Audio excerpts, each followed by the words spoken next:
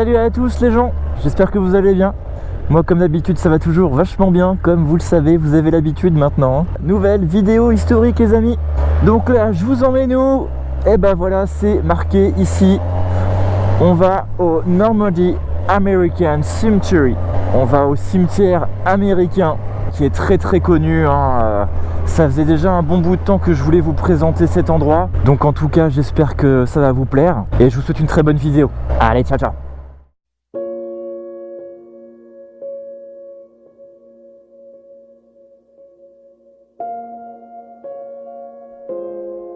En arrivant au cimetière, on y trouve ce magnifique mémorial. Ce monument est sublimé par cette magnifique statue d'une hauteur de 7 mètres. Elle symbolise l'esprit de la jeunesse américaine s'élevant des flots.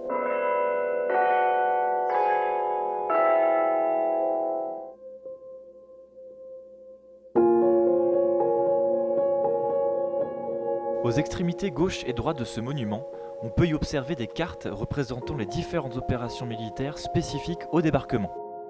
Petit rappel sur la stratégie du débarquement. Le premier assaut fut effectué à l'ouest de la côte normande sur Utah et Omaha Beach par les Américains. Le reste de la côte est envahi par la suite par les Anglais sur Gold et sur Sword Beach et par les Canadiens sur Juno Beach. On constate d'ailleurs la participation des Français avec le célèbre commando Kieffer. Le tout étant renforcé par des parachutages massifs en contrôle latéral pour encercler les nazis.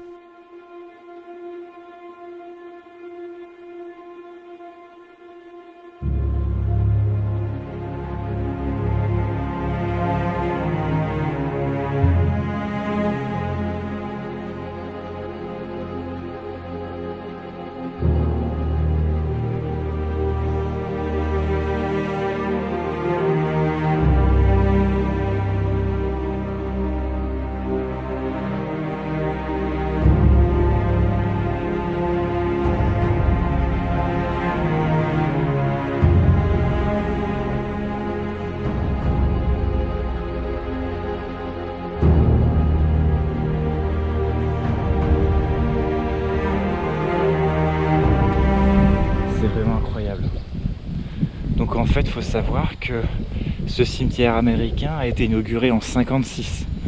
Donc fait honneur évidemment à la Seconde Guerre mondiale. Et effectivement, c'est vraiment une ambiance très particulière qui y règne. C'est très... fait froid dans le dos, quoi, vraiment.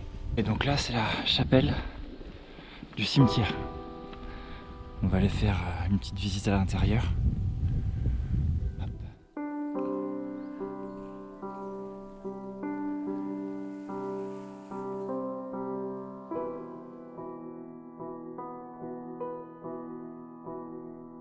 En gros, c'était vraiment le premier cimetière américain qui a été fait après la Seconde Guerre mondiale. Donc ici, en fait, il y a énormément de tombes. Il y a plus de 9000 personnes qui reposent ici, en fait. Dans ces 9000 tombes, il y a un peu plus quand même, mais il y a environ plus de 300, un peu plus de 300 inconnus, et il y a 4 femmes. Il faut savoir aussi que parmi ces 9000 tombeaux, il y a déjà 14 000 en plus qui sont, par demande des familles, retournés aux États-Unis. Donc c'est vraiment considérable. Et en fait ici, il y a principalement des morts durant le débarquement. Et évidemment dans d'autres combats aussi de la Seconde Guerre mondiale, post-débarquement. Donc vous pouvez voir, hein, là il y a un tombeau avec l'étoile donc juive et avec les croix les religions chrétiennes.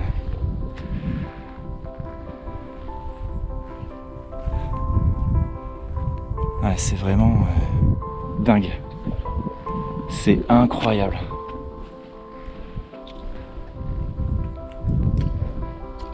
Vous vous rappelez tous du célèbre film Il faut sauver le soldat Ryan.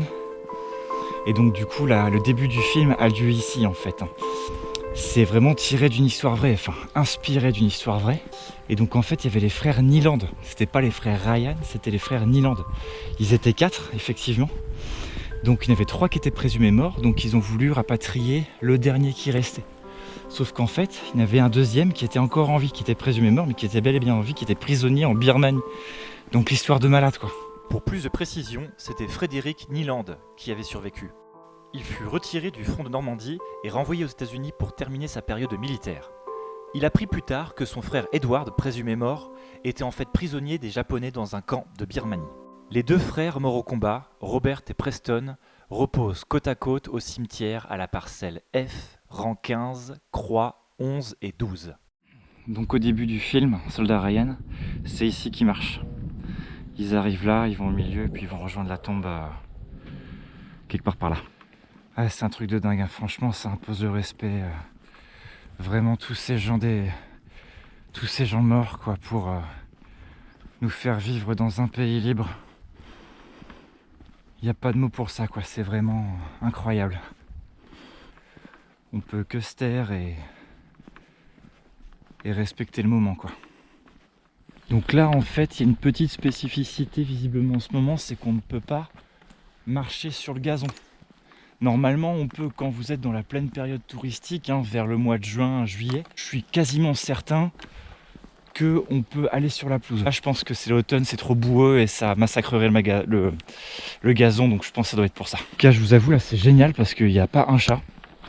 Je suis vraiment tout seul, ça ferme à 17h, normalement peut-être un peu plus tôt. Mais là c'est vraiment incroyable quoi. Donc là vous voyez par exemple la croix qu'on a en face marquée Oscar L. Joyner Jr. Capitaine 22e infanterie, North Carolina. Et il est mort en juin, donc le 22 juin 1944. Là on voit Joseph L. Ville. Il est mort le 7 juin 1944. Voilà une personne qui était juif. Vous voyez c'est vraiment juste après le débarquement quoi. Il faut savoir que la moyenne d'âge des personnes reposant ici est de seulement 22 ans. Une petite anecdote émouvante sur le cimetière. Le dernier soldat à être enterré ici a été effectué en janvier 2018. Il s'agit de Julius Pieper, frère jumeau de Ludwig, déjà enterré ici, qui, grâce au progrès de la technologie, a pu être identifié. Les deux frères jumeaux sont désormais côte à côte pour l'éternité.